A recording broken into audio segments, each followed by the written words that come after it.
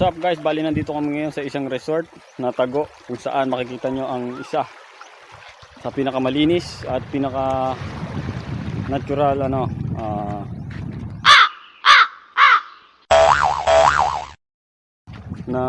lugar dito sa Quezon Umire Province. Napakita ko sa inyo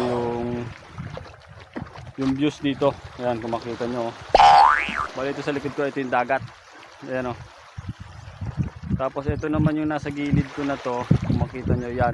Ito yung mga rock formation dito na nabuo sa tagal ng panahon, yung hampas ng tubig.